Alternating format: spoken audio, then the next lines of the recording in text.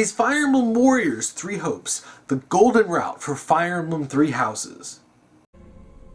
Possibly. So with the announcement of Fire Emblem Warriors Three Hopes, we have a new interesting possibility for the Three Houses story. A golden route.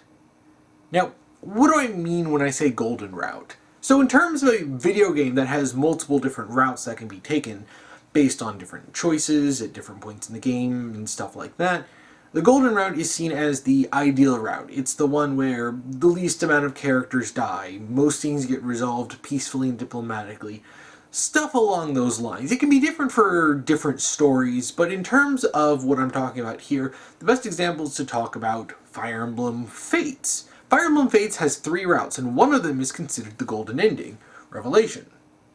So among the 3 routes of Fire Emblem Fates, you have Birthright, Conquest, and Revelation. Now, Birthright has you siding with the Hoshido side. Conquest has you siding with the Norse side. And Revelation has Corrin decide not to side with either one, but decides to strike out on his or her own and eventually unite the sides against the main bad guys. It's the one where the least amount of characters die and a lot of other things get resolved in ways that aren't in Birthright or Conquest. In all honesty, it's the best route in the game, and it's the one that really makes it worth playing. Because many of those deaths in the other routes are pretty senseless, and it's really not satisfying to bring things to a conclusion where one side just ends up with these unnecessary casualties, and for what? For things not to be as resolved as they could be otherwise? To be perfectly honest, when I got Fates, I immediately went right into Revelation because I didn't even want to touch Birthright and Conquest. Now, Fire Emblem Three Houses takes a similar approach, increases the number of routes, but doesn't include a golden route. While I never completed Three Houses myself, I started playing Edelgard's route, and I didn't quite get to the end, and I didn't even play the other routes. I've talked pretty extensively with other people who have completed the game, including with a number of people who really enjoyed Three Houses, and a lot of these issues did become pretty apparent. But even from what I've heard from people who are very positive about the game, there are still things that come off as very underwhelming, and there are certain things that are just plain not properly resolved. I've done my own research into this, even if I haven't completed the entire game myself yet. But there were just a number of things that didn't sit well with me, especially after playing other Fire Emblem games, especially Radiant Dawn, which did the whole thing of having multiple different factions in a giant conflict. I feel a lot better. You can pick one of 4 factions to ultimately side with, and that's it. Your side wins. It's basically what it really amounts to. A lot of the actual conflicts and the things that are going on behind the scenes aren't really resolved in all of the routes, and sometimes it's just boiled down to, well, yeah, they took care of this off screen, but you don't actually get to see that happen. You get to focus more on the drama between the actual main characters rather than them fighting the actual bad guys for most of the time. And some of this stuff gets really weird, such as Claude, the only character who doesn't really have any connection to those who slither in the dark, is the only one who actually fights them on screen in his route. Meanwhile, Edelgard, who did suffer because of them, ends up dealing with them off screen in an epilogue. And then Rhea in Dimitri's route, a lot of stuff with her just happens off screen, which is really weird. There's no route where they team up and realize that, well, there's a bigger threat than just their own personal squabbles and actually go and fight them. It's baffling as a decision, and it seems like the only reason that they didn't do it was because they were trying not to do what they did with Fates. To be perfectly honest, I think it's because there were a vocal minority of fans who screamed really loud about not liking a golden route. And this is something I don't understand. In the Fire Emblem fandom, when it comes to discussions about a golden route, there are a group of people who will, no matter what, always oppose the idea. And you'll even see people talking about this in regards to Three Hopes, where you'll see people going, I hope they don't do a golden route. I don't want them to do it. That'll ruin everything. And I really don't understand it. Because it's just another route. If they do prefer another route, much in the same way that if people prefer Birthright or Conquest, they can play those. There's no forcing them to play Revelations. And if there was a golden route in Fire Emblem Three Houses, that wouldn't ruin everything. Because people can still play through whatever route they want if that's the one they prefer. The arguments against a golden route are a little silly at times, and I really don't get it.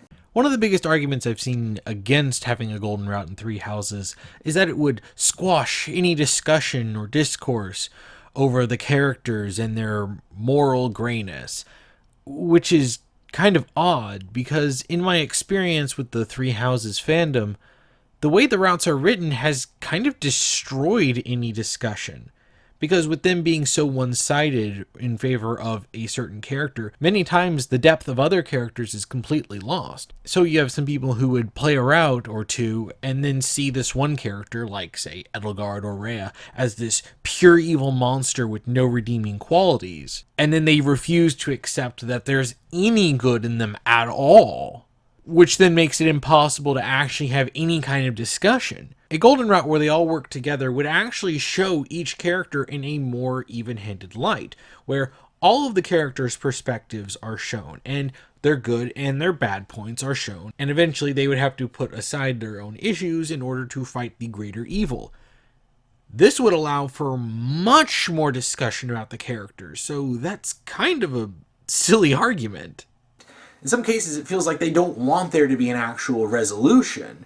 Even though the resolution for all the characters getting together and fighting the main bad guys in Three Houses seems like the most natural outcome of the story. Like, if someone was telling me the basic premise of starting off with Three Houses, you have these 4 different factions and there's like complicated relationships and interpersonal drama between them, and they end up fighting, but there's this big threat, going on and doing other stuff behind the scenes. My first thought would be, okay, so eventually they'll realize that there's a bigger problem than their own issues and team together and fight the main bad guys. Except that's never an option in Three Houses at all. And even in some cases where characters are willing to negotiate, something happens that contrives there not being any resolution. A character just refuses to do it. And some people will say that, oh, well, characters like Edelgard and Dimitri, they're just impossible to talk to. They would never negotiate. Except, of course, if you play their routes, they are more reasonable. In Dimitri's route, he does try to talk to Edelgard, but she just doesn't listen. And even when they have her beat, they don't actually talk. And when she tries to pull a knife on him, he just instantly kills her and then Byleth stands there doing nothing. In Edelgard's route, she's actually willing to think about some stuff and is even willing to spare Claude, despite the fact that she's all rah rah rah rah rah. But then when it comes to Dimitri, despite the fact that she didn't really want to fight him, and is even sad after he dies, there's never any attempt to really negotiate, even when they have Dimitri beat. They could try to talk to him, or at worst, detain him and then talk to him. But none of that stuff is ever done.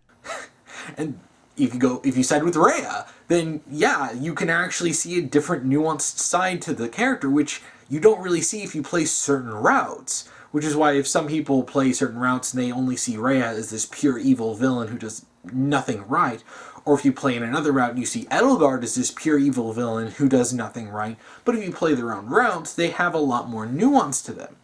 One of the biggest problems with Three Houses is actually its structure. It has nothing to do with there being a golden route or not. The way each route is structured is that it does give you different information about certain, things and characters and stuff. So you would think naturally that all 4 of these routes are basically giving you a different perspective on the same conflict. And no, that's actually not the case. Because all of these routes are mutually exclusive. They're effectively different universes from each other, where things play out in very different ways. and different resolutions come about and different information is learned, but none of them meld together. It's not like you would play one route after another and, oh, you're just getting part 1, 2, 3, and 4 of the story. They're entirely different stories. There's so many oddities with how the story is written. Like, Dimitri dies in all routes except his own, and there's nothing you can do to stop that. In Dimitri's route, he tries to reason with Edelgard, but she refuses to listen, and when they do have a chance to talk after she's been beaten, they don't actually talk, and he just kills her when she tries to attack him. And even though Byleth has time-reversing powers, they don't use this power in certain moments like this because then they couldn't get that outcome to happen. That's also a problem with the story, that Byleth's powers are inconsistent. Sometimes they acknowledge that they can be used, and sometimes they don't, even though Byleth should be able to use them at certain points to reverse bad things that happened, unless there's a specific explanation for why they can't. And also in Dimitri's route, important stuff with Rhea just happens off screen, and stuff that you think should probably be shown just isn't. And on top of that, he doesn't even get closure with the bad guys, despite the fact that he has all the reason to go after them. But of course that doesn't come up in his story. In Edelgard's route, again, Dimitri dies. Claude can be spared via choice, which means she's willing to consider this, which means it's possible for her to think about this stuff and take a more reasonable approach. But she still fights Dimitri to the death. And even though, like I mentioned before, she should be able to detain him because she doesn't want to actually kill him, after the fight, she's crying and then she's like, I had to. Like, no, you didn't. It's weird. And she gets to have closure with the bad guys, but it's not in the game and it's not in her route, which weirdly enough, despite Edelgard being such a prominent character, has the shortest route in the game. Bruh. And is the most underdeveloped. And the fact that, oh, well, you know, she dealt with those who slither in the dark is just kind of added in an epilogue, and it's not even something that's in her route, Bruh. is so weird. In Rhea's route, it's weird because you do learn stuff about, you know, the bad guys and stuff, and you get context for Rhea, but she'll still die unless you reach a certain, like, support rank with her. So even in her own route, she can still die, and again, you don't get proper closure with everything. And also, Dimitri dies. And in Claude's route, he's the only one who actually properly deals with the main bad guys, despite him being the one main character who doesn't actually have a tie to them. Edelgard, Dimitri, and Rhea have all suffered at the hands of those who slither in the dark. And they're not the ones who actually get to deal with them. It's Claude. It doesn't make any sense. And Claude, and this also goes for Dimitri, but Claude and Dimitri should be willing to team up. It's not entirely clear why they wouldn't, especially if they're both fighting Edelgard. Why wouldn't they? It's strange. Now, if you look at all of these routes with the idea that they were trying to avoid a golden route at all costs, then things start to become a little bit clearer. Because if you actually think about it, if any of these characters teamed up like they logically should to fight their common enemy, because all of them have a common enemy, well, then naturally they wouldn't be killing each other, and you would have an ideal story where they team up to fight the bad guys. Except, of course, if you don't want them to do that, then you would make sure that none of them actually have any proper resolution with each other, and none of them team up. So certain odd decisions, such as Dimitri not actually talking to Edelgard or doing anything to try to help her, and Byleth not using their powers to rewind time to stop her from getting killed by Dimitri, well, of course, if they were allowed to talk, then they would actually team up and work together. If Edelgard, Dimitri, Claude, and Rhea actually talked to each other, they wouldn't have a problem. If Edelgard decided to actually talk to Dimitri because she doesn't want to fight him, and she doesn't actually want to kill him, and she's really remorseful at the idea, why wouldn't she? Well, of course, because if they actually talked, they'd team up together, and then they'd go after their common enemy. Now, I can understand why you wouldn't want every route to just be the same. You wouldn't want to pick one character and then they all end up working together, which that would just make every route kind of the same. That's understandable. But to not allow for any story where they team up and actually fight the bad guys is kind of insane, to be perfectly honest. There are ways you could have written each route to be satisfying without being all hunky-dory, and maybe allowed for one where they all team up properly together. But for none of them to do it, it really feels like they were trying to avoid that and just have four totally different stories that just went in wildly different directions, but none of them being a golden route. So you also have issues in regards to the structure of the story, which seems a little weird. Like, you would think that, they would be giving you different perspectives of the same conflict, and then eventually everyone would team up to fight the main bad guys.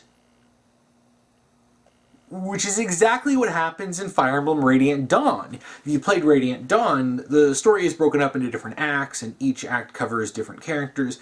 There are numerous different factions, like, you've got the Dawn Brigade, you've got the Grail Mercenaries, You've got Benian, you've got Lagoos, you have all these different groups that are all in conflict with each other at different points. But eventually, they all do realize there is a bigger threat that goes far beyond our own issues. And they realize that the threat actually affects everyone on the planet rather than just them. So they team up and they fight together against the main bad guy.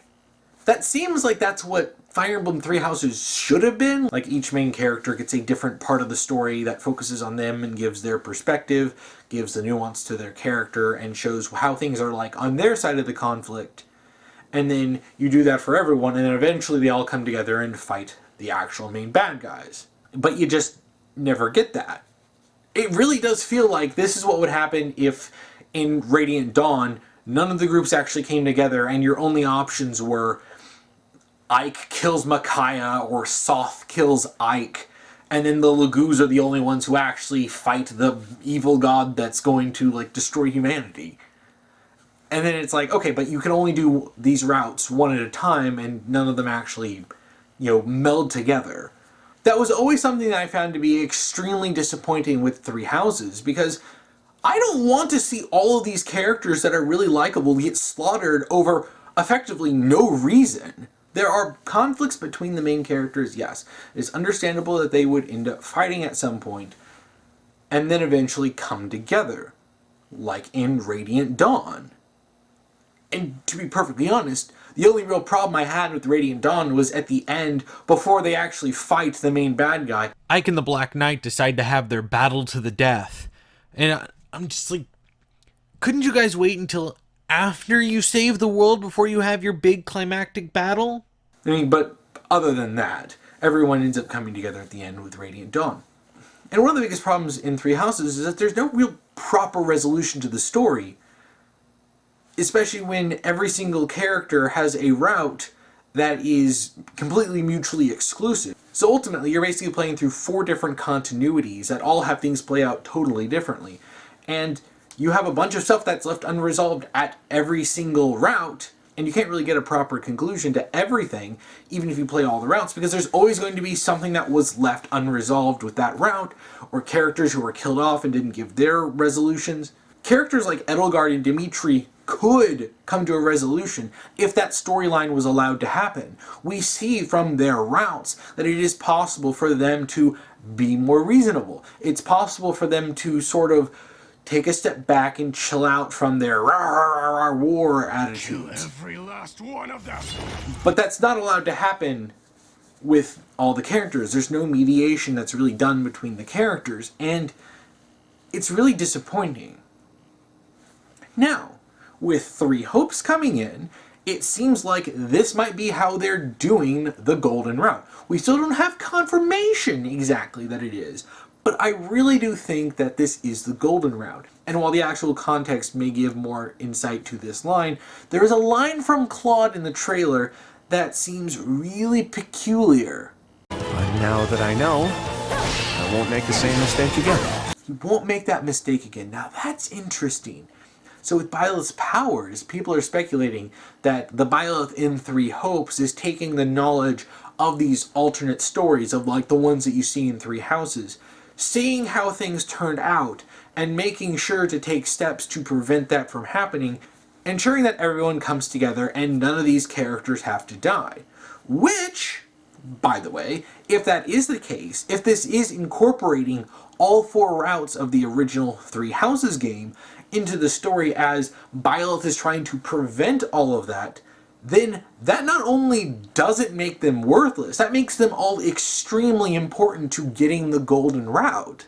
Because that means that all of the suffering, all of the death, all of the bad stuff that happened that led to each of those four routes happening the way they did informs Byleth's decisions. Now, we don't know that for sure, but that seems like a really interesting idea that they might do. Now, there are also some details in the trailer that are interesting to note. We see that Edelgard, Dimitri, and Claude all have different time skip designs. They have the same original designs, but for the time skip, they're different than the ones they had in Three Houses, which might be a more obvious way to distinguish it from Three Houses. We also see that Edelgard does not have a mirror. That's an important distinction because she has that in the time skip in Three Houses, so there's got to be a story behind that change. We also see that Claude breaks up a fight between Dimitri and Edelgard. Is Claude going to be playing mediator like I hoped he would? I really want to know what the context of that is, because if he's trying to break up the fight and actually talk to them, that would be fantastic. We also see Claude and Dimitri fighting back to back. Are they teaming up? Now, we still have yet to actually get context to any of these things, but all of these things are interesting to note, and I think might point to them actually doing a golden route. And to be perfectly honest, I'd be excited if that's what they were going to do. But if that's the case, I would love to go through and then play through all four routes and complete them all, and then go into Three Hopes with the knowledge that that actually means something. Because that was my biggest hang-up of, okay, well, what's the point of going through this if, these characters are fated to die no matter what? Sure, you can recruit certain characters onto your side to spare them, but there are certain characters who will die in each route no matter what. And I'm not a fan of that kind of storytelling.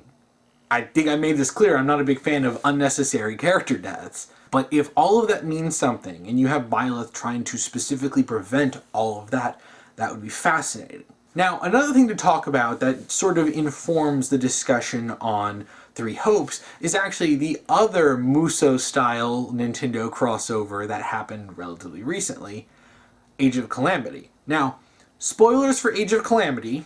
If you don't want to get spoiled to the story, then I would say go to this timestamp or look down at the timestamps in the description or see wherever this is on the little bar at the bottom, and I'll make sure to mark this so that you can totally skip that.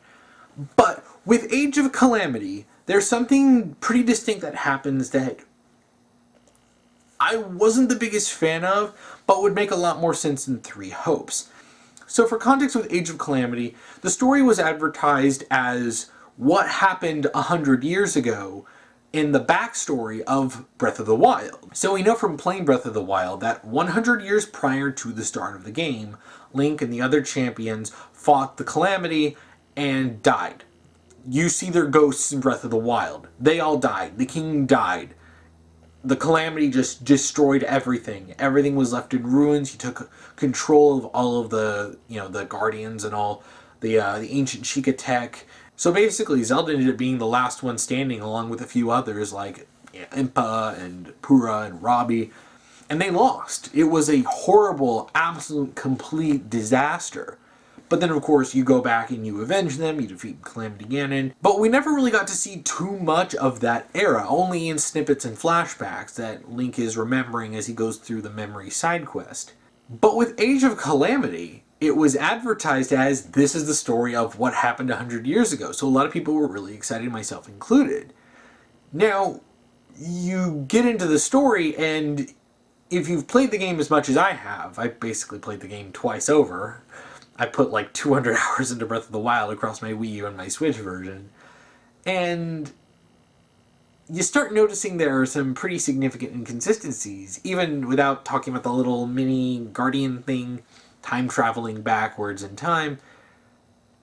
There's some stuff that just doesn't line up with what we know happened. And then ultimately you see at the end of the game when the Calamity does happen, which it does happen differently than how it did in the flashbacks, the champions don't die. Their future counterparts that we meet in Breath of the Wild time travel back in time to save them, and then they go and they all fight the Calamity.